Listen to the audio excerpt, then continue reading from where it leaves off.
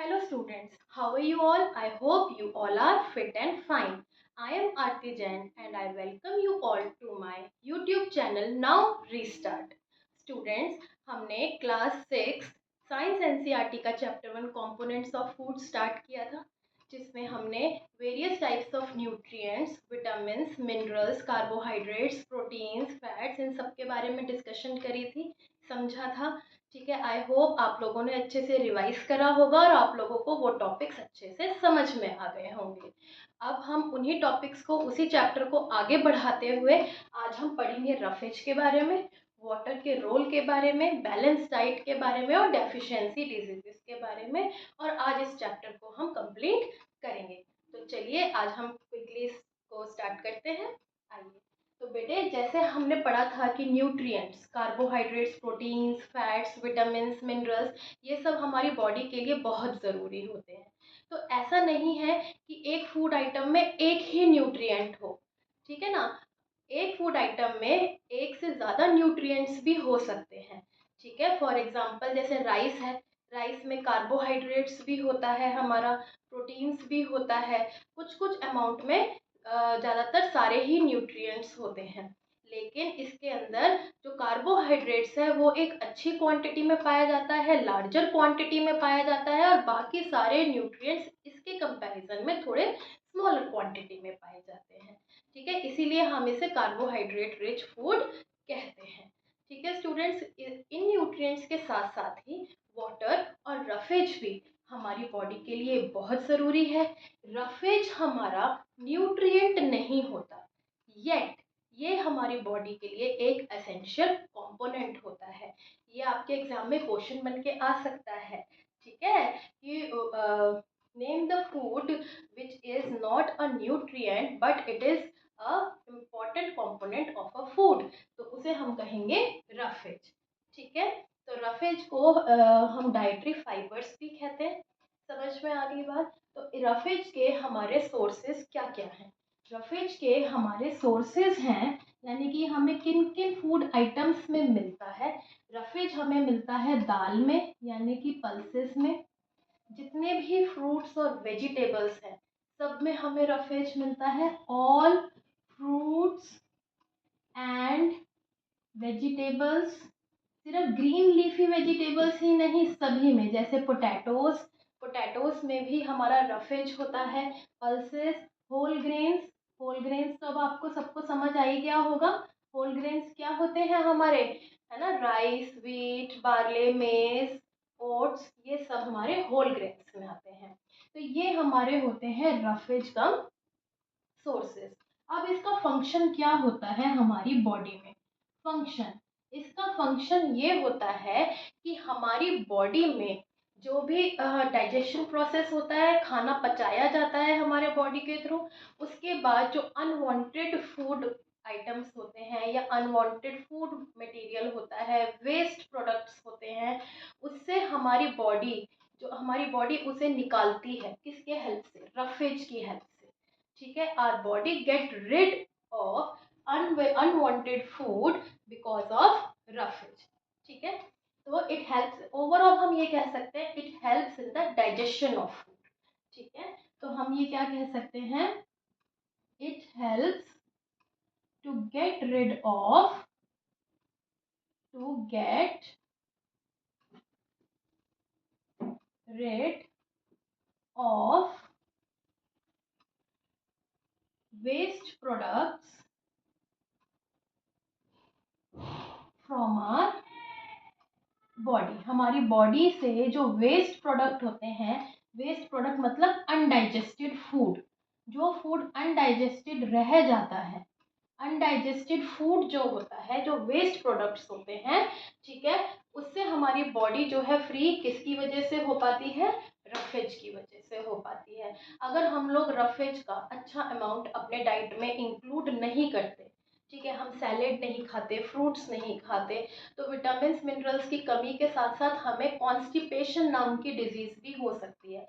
Constipation का मतलब कि हमारे मोशंस रुक जाते हैं। समझ में आ गई बात? तो इसका मतलब क्या है, हमें कब्ज हो जाती है। कौन सी डिजीज हो जाती है? डिजीज कौन सी होती है इसकी कमी की वजह से? कॉन्स्टिपेशन। कॉन्स्टिपेशन का मतलब क्या होता है कि आपको कब्ज हो जाती है। समझ में आ गई बात? ठीक है, तो ये चीज़ जितना ही बॉडी में विटामिन मिनरल्स प्रोटीन्स कार्बोहाइड्रेट्स जाना ज़रूरी है, उतना ही हमारी बॉडी से अनडाइजेस्टेड फूड का भी बाहर निकलना उतना ही ज़्यादा ज़रूरी है। तो वो कौन करता है, उसका फंक्शन वो कौन करता है, वो काम कौन करता है, रफेज करता है। Got it? ये चीज़ क्लियर हो गई आपको डाइटरी फाइबर्स के बारे में। और इसमें ये और चीज़ है कि ये न्यूट्रिएंट नहीं है, ये बस एक एसेंशियल कंपोनेंट है फूड का। इस ये ज़रूर हमारे बैलेंस डाइट में इंक्लूडेड होना चाहिए। क्लियर हो गई बात? उसके बाद अब हम आते हैं वाटर पे। ठीक है, वाटर पे स्टूडेंट साइड बाय साइड आप लोग नोट्स बनाते जा रहे होंगे, आई होप। ठीक है, okay, now next is our water. Water के बारे में मुझे पता है कि आप सब लोगों को पता ही होगा कि वाटर कितना ज़रूरी है। तो आइए अब हम उसके फंक्शंस के बारे में लिखते हैं। पहला फंक्शन तो उसका ये है, जितने भी न्यूट्रिएंट्स हम लोग ले रहे हैं उन न्यूट्रिएंट्स को बॉडी में एब्जॉर्ब कौन करवा रहा है, वाटर करवा रहा है। ठीक है, पहला फंक्शन क्या हुआ, फंक्शन ऑफ वाटर। फंक्शन क्या हुआ इसका पहला, first is it helps to absorb nutrients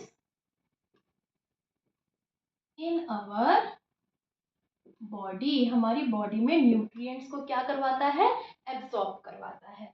दूसरा फंक्शन क्या होगा इसका, ये भी रफेज की तरह ही वेस्ट प्रोडक्ट्स को हमारी बॉडी से बाहर निकालने में हेल्प करता है। ठीक है, लेकिन वेस्ट प्रोडक्ट्स कैसे, वेस्ट प्रोडक्ट्स यानी कि स्वेट के थ्रू या फिर यूरिन के थ्रू। स्वेट यानी कि पसीना, जो पसीना आता है वो पानी जैसे ही तो होता है, वो वेस्ट होता है हमारी बॉडी में, तो पसीने के थ्रू जो है वो निकल जाता है। दूसरा यूरिन, यूरिन मतलब आप टॉयलेट जाते हैं, बाथरूम जाते हैं। ठीक है, तो जो आप टॉयलेट जाते हैं तो उसमें क्या है, वो वेस्ट, उसे हम यूरिन कहते हैं। तो वो वेस्ट प्रोडक्ट ही निकल रहे हैं, हार्मफुल केमिकल्स जो है अनडाइजेस्टेड, जो हमारा पानी है जो एब्जॉर्ब नहीं हो पाया है बॉडी में, वो उसके थ्रू, यूरिन के थ्रू हमारी बॉडी से बाहर निकल जाता है। तो ये कौन करता है, वाटर। मान लीजिए आपको आपको पानी आपने लिया ही नहीं बॉडी में, आपने बहुत कम अमाउंट का पानी पी रहे हैं, लेकिन आपको पसीना तो उतना ही आ रहा है, आपको यूरिन तो उतना ही आ रहा है, तो आपकी बॉडी के अंदर पानी की कमी हो जाती है। ठीक है, और उससे आपको बीमारियां लग सकती हैं। तो इसीलिए बच्चों हमें पानी का इंटेक भी बहुत अच्छा रखना चाहिए अपनी बॉडी में। Got it? तो इसमें सेकंड फंक्शन हम क्या लिखेंगे, it helps to remove waste from the body, waste from the body in the form of, ये जरूर लिखना है line, in the form of urine and sweat। sweat मतलब पसीना, sweat मतलब पसीना। समझ में आ गई बात? तो ये हो गए हमारे वाटर के फंक्शन। और वाटर के सोर्सेज क्या क्या होते हैं बताइए। वाटर के सोर्सेज तो एक तो आपका नॉर्मल ड्रिंकिंग वाटर होता है, ठीक है, T, coffee, drinking water, T, coffee. उसके अलावा फ्रूट्स वेजिटेबल्स में भी कुछ कुछ अमाउंट का वाटर होता है ना। कुक्ड फूड, हम अपना जब खाना पकाते हैं तो उसमें भी हम पानी डालकर पकाते हैं, दाल बनाते हैं तो पानी डालते हैं, आटा गूंथते हैं तो पानी डालते हैं, है ना। तो ये सब हमारा ये फंक्शन हो गए वाटर के, कि it helps to absorb nutrients in our body. हमारी बॉडी में सारे न्यूट्रिएंट्स को एब्जॉर्ब वाटर करवाता है। It helps to remove waste from the body in the form of urine and sweat. Sweat और यूरिन के फॉर्म में हमारी बॉडी से वेस्ट को बाहर निकालता है। और ये इसके सोर्सेज हैं जो आप सभी लोगों को पता है। बस इतनी सी ही बात है। तो ये हो गए हमारे न्यूट्रिएंट्स, कंप्लीट न्यूट्रिएंट्स भी हो गए, रफेज भी हो गया, वाटर भी हो गया। अब अगर हम इन सभी न्यूट्रिएंट्स को बिल्कुल बैलेंस्ड अमाउंट में, राइट क्वांटिटीज में हम लेते हैं, तब हम उस डाइट को कहते हैं बैलेंस्ड डाइट। अगर हम कोई एक न्यूट्रिएंट ज़्यादा खा रहे हैं, और एक कम, तो जो कम खा रहे हैं उसकी तो डेफिशिएंसी हो गई, और जो ज़्यादा खा रहे हैं, मान लीजिए हम सोच रहे हैं फैट्स बहुत अच्छा है तो हम रोज़ समोसाज एंड पकौड़ाज हम खाए जा रहे हैं, तो उससे क्या होगा, कौन सी डिजीज़ होगी, ओबेसिटी। ओबेसिटी का मतलब क्या होता है, ओबेसिटी का मतलब क्या होता है, मोटापा, है ना, मोटापा। समझ में आ गई बात। तो इसीलिए हमें अपने फूड को एक बैलेंस्ड अमाउंट में खाना चाहिए। तो अब हम बैलेंस्ड डाइट की डेफिनेशन लिखेंगे। चलिए लिखिए, बैलेंस्ड डाइट क्या होता है, a diet, balanced diet, balanced diet, balanced diet क्या होता है, a diet which have all nutrients, which have, सारे न्यूट्रिएंट्स होते हैं उसमें, which have all nutrients needed for our body, जो हमारी बॉडी के लिए ज़रूरी हैं, needed for our body, किसमें, in right quantities, in right quantities. I hope आपको क्लास में ही ये डेफिनेशन लर्न हो गई होगी, very important definition. A diet which have all nutrients needed for our body in right quantities is called balanced diet. ठीक है बच्चों, आई होप ये आपको कॉन्सेप्ट समझ में आ गया होगा बैलेंस्ड डाइट का। ठीक है, अब बस हमारा इसमें क्लास टॉपिक रह गया है, दैट इज डेफिशिएंसी डिजीजेस, और उसमें से बहुत क्वेश्चंस एग्जाम्स में आते हैं। ठीक है, तो चलिए अब हम क्विकली डेफिशिएंसी डिजीजेस पे चलते हैं। Now I am rubbing the board, okay, I hope आप सबने नोट डाउन कर लिया है। ठीक है, तो अब हमारा अगला टॉपिक है डेफिशिएंसी डिजीजेस, डेफिशिएंसी डिजीज। ये डिजीजेस क्या होती हैं, मैं आपको विटामिन्स और मिनरल्स में बहुत सारी डिजीजेस के नाम ऑलरेडी बता चुकी हूँ, फिर भी हम इसको प्रॉपर तरीके से इसमें पढ़ेंगे। डेफिशिएंसी डिजीजेस वो डिजीजेस होती हैं जो किसी न्यूट्रिएंट की कमी की वजह से, वो भी बहुत टाइम से वो कमी हमारी बॉडी में चल रही है, तो उसकी कमी से हमारी बॉडी में हो जाती है। तो इसकी डेफिशिएंसी डिजीजेस की डेफिनेशन क्या होगी, डिजीजेस, लिखिए बच्चों, diseases which are caused due to the lack of nutrients, in our body, over a long period of time, over a long period of time. जो डिजीजेस हमारी बॉडी में nutrients की कमी की वजह से होती हैं, जो कि बहुत टाइम से चलती आ रही हैं, उन्हें हम डेफिशिएंसी डिजीजेस कहते हैं। ठीक है, तो ये कुछ विटामिन्स और मिनरल्स की कमी से होने वाली डेफिशिएंसी डिजीजेस आपके कोर्स में है, उनका हम चार्ट बनाएंगे और उनके हम सिम्टम्स भी लिखेंगे, मतलब हमें क्या क्या चीज़ें सिम्टम्स दिखाई देने लग जाते हैं कि जिसकी वजह से हमें पता चल जाता है अच्छा इस चीज़ की कमी हुई है हमारी बॉडी में। ठीक है, डॉक्टर्स डायग्नोज करते हैं ना कि हाँ अपना गला दिखाओ, अपनी नाक दिखाओ, अपनी आंखें दिखाओ, फिर वो पता लगा लेता है कि भाई किस चीज़ की कमी हुई है और किसकी वजह से पर्सन को ये बीमारी हुई है। ठीक है, तो हम लोग उसका चार्ट बना लेते हैं। चलिए अब हम लोग एक चार्ट बनाते हैं। सबसे पहले हम लिखेंगे इधर न्यूट्रिएंट्स के नाम,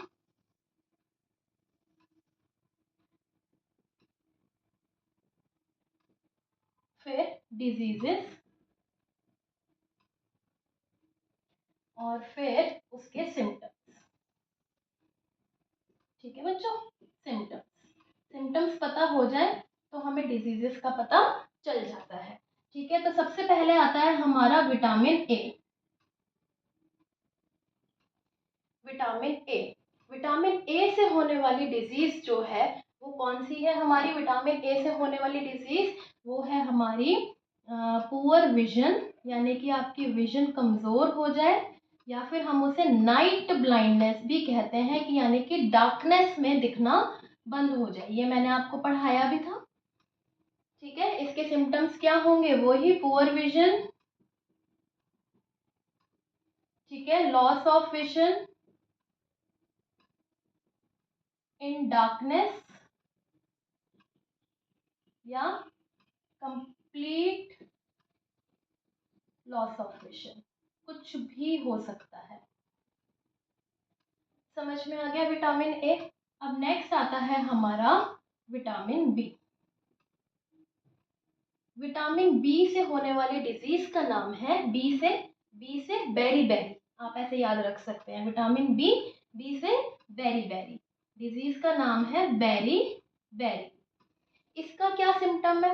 इसका सिम्टम है कि हमारे मसल्स वीक हो जाते हैं, वीक मसल्स, है ना, वीक मसल्स, ठीक है। Not able to stand properly, not able to stand properly, इतनी वीक मसल्स हो जाती हैं। क्लियर होगी बात? और विटामिन बी को क्या कहते हैं? विटामिन बी1 को थायामीन। Yes, very good. फिर हम आते हैं विटामिन सी पे। विटामिन सी की कमी से जो डिजीज होती है उसे हम कहते हैं स्कर्वी। ये मोस्ट इम्पॉर्टेंट है, तो इस पे हम स्टार लगा लेते हैं, ठीक है। ये ज्यादातर एग्जाम्स में पूछी ही जाती है। विटामिन सी से की कमी से होने वाली डिजीज का क्या नाम है बच्चों? स्कर्वी। स्कर्वी से अब इसके सिम्टम्स क्या है? इसके सिम्टम्स है ब्लीडिंग गम्स। ब्लीडिंग गम्स का मतलब मसूड़ों में से खून निकलना शुरू हो जाता है, ठीक है। या फिर हम इसमें कह सकते हैं कि वॉन्ड्स टेक, दूसरा हम कह सकते हैं वॉन्ड्स, वॉन्ड्स यानी कि जो चोट होती है, wounds take longer time to heal, बहुत ज़्यादा टाइम लेते हैं हील होने के लिए, ठीक होने के लिए, take longer time to heal, ठीक है। ये हो गया आपका विटामिन सी के। कोई प्रॉब्लम? ठीक है। अब आते हैं हम विटामिन डी। विटामिन डी की कमी से होने वाली डिजीज को हम कहते हैं रिकेट्स। क्या कहते हैं बच्चों? रिकेट्स। कोई परेशानी, कोई टेंशन नहीं लेनी है, 1 से 2 बार पढ़ेंगे हो जाएगा, समझिए आप इसको, ये हो जाएगा, पक्का होएगा। विटामिन डी की कमी से होने वाली डिजीज का क्या नाम है? रिकेट्स, ठीक है। क्या नाम है बेटा? रिकेट्स। और रिकेट्स का इसकी क्या पहचान है कि आपकी बोन्स बहुत सॉफ्ट हो जाती हैं, है ना, बोन्स के लिए जरूरी होता है ये, सॉफ्ट हो जाती है और मुड़ जाती है, बेंट हो जाती है। Bones become soft and bent. ये वाले विटामिन हैं आपके कोर्स में, vitamin A, B, C and D. अब हम आते हैं कुछ मिनरल्स की डेफिशिएंसी डिजीजेस, जैसे कि आयोडीन। आयोडीन की डेफिशिएंसी से हमने कौन सी डिजीज बताई थी बच्चों? गोइटर। गोइटर, गोइटर में क्या होता है? आपका नेक स्वॉलन हो जाता है ना, तो नेक में जो, यानी कि आपका गला नहीं होता, उसके अंदर जो ग्लैंड्स होते हैं वो आपके फूल जाते हैं। तो ग्लैंड्स इन नेक appears swollen। स्वॉलन मतलब फूल जाते हैं, सूज जाते हैं, ठीक है। और दूसरा, ये कई बार छोटे बच्चों में मेंटल डिसऑर्डर्स भी पैदा कर देते हैं, ठीक है, जो कि एक बहुत भयंकर बीमारी है। Mental disability in children, mental disability in children, clear. उसके बाद आता है आपका कैल्शियम, ठीक है। कैल्शियम की कमी से क्या होता है? आपके बोन्स आपकी जल्दी जल्दी टूट जाती है, फ्रैक्चर हो जाता है, टूथ डिके, जल्दी जल्दी दांत गिरने लग जाते हैं, कैविटीज हो जाती हैं, ठीक है। तो बोन्स एंड टूथ डिके, ठीक है। तो इसमें सिम्टम सेम टू सेम यही होंगे, weak bones and tooth decay and tooth decay. Calcium तो इजी था मैम। उसके बाद आता है हमारा आयरन। इजी सारे ही हैं, ठीक है, 1 से 2 बार पढ़ने की देर है बस। आयरन, आयरन की कमी से कौन सी डिजीज होती है? एनीमिया, है ना, हम खून की कमी से बोलते हैं ना। आयरन हमारा ब्लड का ही एक इम्पोर्टेंट मिनरल है, तो उसकी कमी से कौन सी डिजीज होती है बच्चों? एनीमिया। और एनीमिया जो है, इससे इसका क्या सिम्टम है? हमारी बॉडी में वीकनेस आने लगती है, कमजोरी, हमें बहुत कमजोरी महसूस होने लगती है, ठीक है। तो हम लिखेंगे वीकनेस, सिंपल सिंपल टर्म्स में वीकनेस। That's it. हम एक बार और रिवाइज करते हैं। विटामिन ए की कमी से होने वाली डिजीज का नाम है नाइट ब्लाइंडनेस या पुअर विजन। तो इसमें विजन से रिलेटेड ही सारे सिम्टम्स हैं। ठीक है, फिर विटामिन बी की कमी से, विटामिन बी से ही बेरी जिसमें आपकी मसल्स वीक हो जाती हैं। विटामिन सी की कमी से स्कर्वी, जिसमें आपके गम्स ब्लीड करने शुरू हो जाते हैं, आपकी चोट को ज़्यादा टाइम लगता है हील अप होने के लिए। फिर विटामिन डी की कमी से रिकेट्स, जिसमें आपकी बोन्स सॉफ्ट और बेंट हो जाती हैं। आयोडीन की कमी से गॉइटर, जिसमें आपके नेक के ग्लैंड स्वॉलन हो जाते हैं और मेंटल डिसेबिलिटी भी आ सकती है बच्चों में। कैल्शियम, कैल्शियम की कमी से आपकी बोन्स और टूथ डिके हो जाता है, यानी कि आपकी हड्डियां कमजोर हो जाती हैं और आपके दांत जल्दी जल्दी टूटने लगते हैं। और आयरन, आयरन की कमी से एनीमिया होता है, जिससे आपको वीकनेस आती है। ठीक है, आई होप स्टूडेंट्स आपको ये चैप्टर बहुत अच्छे से क्लियर हो गया होगा। ठीक है, अगर आपको फिर भी कोई डाउट आता है प्लीज़ मुझे बताइएगा मेरे कमेंट सेक्शन में। इस चैनल को ज़रूर लाइक शेयर और सब्सक्राइब कीजिएगा, ताकि ये उन बच्चों तक भी जा पाए जो कि महंगी महंगी कोचिंग्स को अफोर्ड नहीं कर सकते हैं। ठीक है, ये इस चैप्टर में अगर आपको कोई भी डाउट है प्लीज़ मुझे बताइएगा, प्लीज़। ठीक है, तो दैट्स ऑल फॉर टुडे। मिलते हैं अगले सेशन में। गुड बाय स्टूडेंट्स, खुश रहिए, मस्त रहिए, स्वस्थ रहिए और पढ़ते रहिए। Bye bye students.